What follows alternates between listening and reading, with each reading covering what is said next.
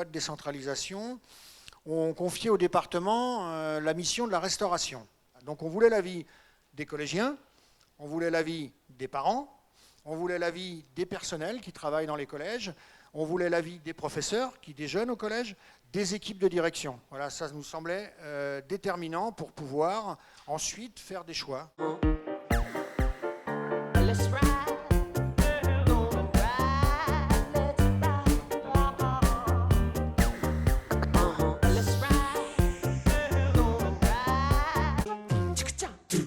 La France et la cuisine, pour moi, pareil, ça évoque la gastronomie française, de grands restaurants, de grands chefs cuisiniers. Ça va de génération en génération, ça se partage. Et c'est ça aussi qui peut faire, qui a rendu la gastronomie française populaire. C'est important que les produits viennent de notre région, qu'on mange des trucs de chez nous, frais, ils seront moins chers. Il faudrait qu'elle soit bio, mais que le bio coûte moins cher que la nourriture avec pesticides, parce que sinon ça n'a pas d'impact. Pour moi, le midi, je trouve, quand on mange, ça manque trop de goût. En plus, maintenant, ils nous ont retiré le sel et le poivre. Je vais faire peut-être un effort sur la présentation. Je ne demande pas que ça soit du 4 étoiles ou quoi que ce soit. Je demande juste que ça ne soit pas servi en bouillie. Il y a une bonne ambiance quand même au niveau de la cantine. Ça nous apprend aussi à être avec plusieurs personnes, pouvoir discuter ensemble. Comme je suis externe, je rate des activités à la cantine pendant la récréation. Il y en a, ils font du foot, ou il y en a, ils font danse, il y en a, ils font du théâtre, pendant que nous, on est à la maison en train de manger ou de regarder la télé. De la place dans les réfectoires, de l'ordre, organisation, plus d'activités. Ce serait déjà ce qui pourrait faire avancer le reste en fait. Si on mange mal, on aura faim, on ne sera pas concentré, ce genre de choses. Qu'on puisse en profiter, de se détendre et nous permettre de mieux se concentrer, de mieux travailler.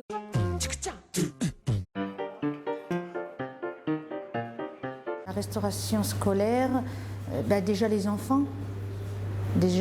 Parce qu'il faut leur apporter quelque chose que ça va leur donner envie. On est là pour eux. Des fois, ça ne doit pas être évident d'entendre un surveillant dire faut se dépêcher, il y a le deuxième service, ou faut se dépêcher, ça va sonner, il est 13h30, il faut aller se ranger dans la cour. Et donc je pense que c'est important, ça serait bien d'allonger le temps de la restauration scolaire. Quand ils arrivent à la cantine, ils me disent mesdames, c'est dégueulasse, et tout ça, on entend ça pendant tout le service, on entend ça. C'est désagréable pour nous, mais bon. On croit que les produits surgelés ou en boîte sont moins chers, c'est totalement faux. Parce que soit on se donne la peine de travailler des produits frais, on y gagne dans l'assiette et tout le monde, tous les enfants, ils tombent gagnants, même le personnel. Ça serait bien qu'il y ait peut-être un peu plus de gens de métier, de cuisiniers, ou si ce n'est pas le cas, peut-être une formation plus pointue au niveau des agents qui veulent devenir chefs de cuisine. Comme chez les grands chefs. J'aurais bien aimé, c'est vrai, j'arrive le matin préparer magret de canard, par exemple, pour les gamins, comme au restaurant.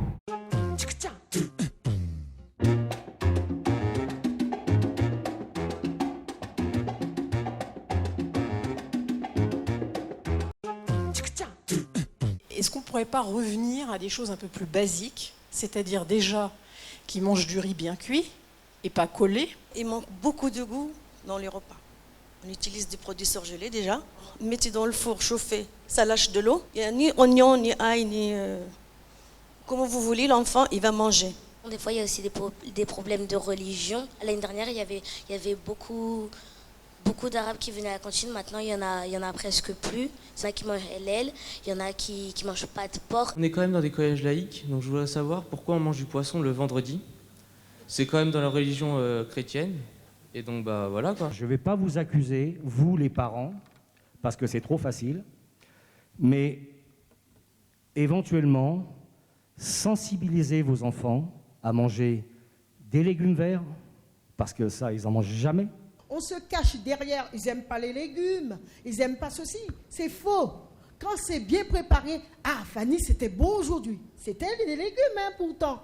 Il y a la possibilité de mettre en place des opérations de découverte des saveurs multi-pays avec des produits français régionaux et essayer de faire preuve d'une une certaine innovation en la matière.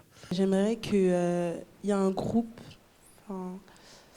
un atelier spécial pour les élèves pour parler de ce qu'ils peuvent manger à la cantine. Peut-être aussi leur apprendre à être autonomes en faisant comme un parcours sur l'équilibre alimentaire. Il y a plein de choses qui peuvent se faire autour de la nourriture pour ensuite, après, que ça ait un impact sur le moment du déjeuner.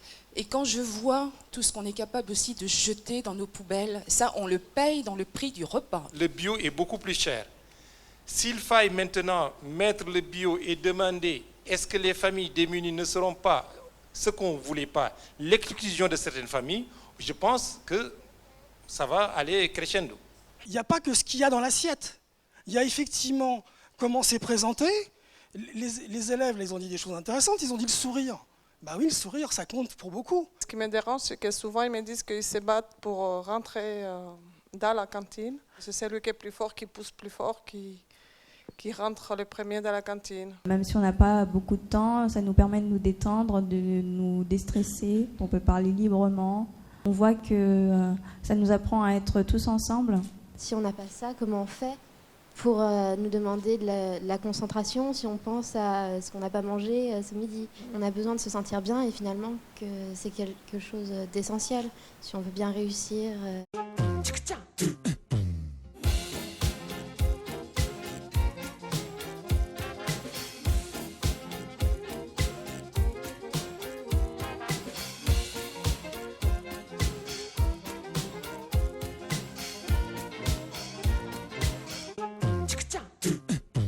Je pense que c'est intéressant de manger par exemple des produits qui viennent de plusieurs endroits différents pour pas rester seulement dans la France, parce qu'on est de plein d'origines différentes et en plus ça nous ouvre sur les autres cultures. Le design de la cantine, changer un peu les formes des meubles, parce que quand les meubles ils restent toujours carrés, ça fait trop symétrique.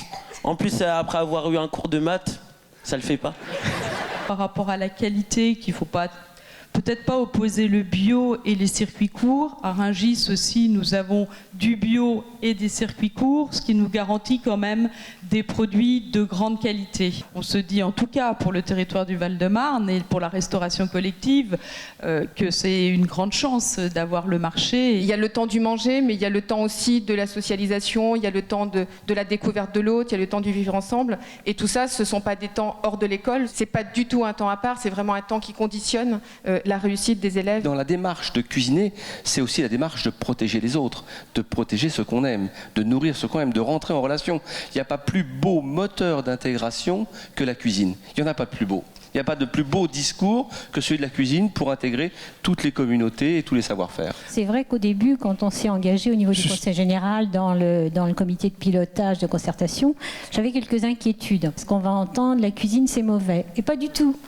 On a, comme a dit le chef Marx tout à l'heure, eu des collégiens citoyens. Moi, ils m'ont interpellée. Il faudrait qu'on fasse, enfin pour ma part, hein, qu'on puisse, je ne sais pas si c'est chaque année, mais mettre des dispositifs comme celle qu'on a fait cette année, davantage. Les élèves sont exigeants, ils ont raison de l'être, les parents d'élèves le sont aussi, et nous sommes prêts à travailler avec le Conseil général pour que cette cantine s'améliore. Nous avons saisi donc cette occasion, nous agents, pour se concerter. Et donc nous sommes concertés, nous avons un rôle à jouer dans ce projet qui est immense. Cette concertation a été riche et c'est une démonstration qu'aujourd'hui, eh bien, la démocratie est un espace de créativité, d'innovation et d'intelligence collective. Cette concertation, elle nous engage fortement. Elle nous engage à être garant des propositions qui vont être faites sur le court terme, sur le moyen terme et sur le long terme. Nous souhaitons effectivement que le service que nous devons rendre à la population, et en particulier aux collégiens, soit le meilleur possible. Ce processus-là, pour nous, c'est très important. Il doit continuer. Il ne s'arrête pas ce soir et il ne s'arrêtera pas non plus simplement à partir du moment où le département aura pris un certain nombre de décisions.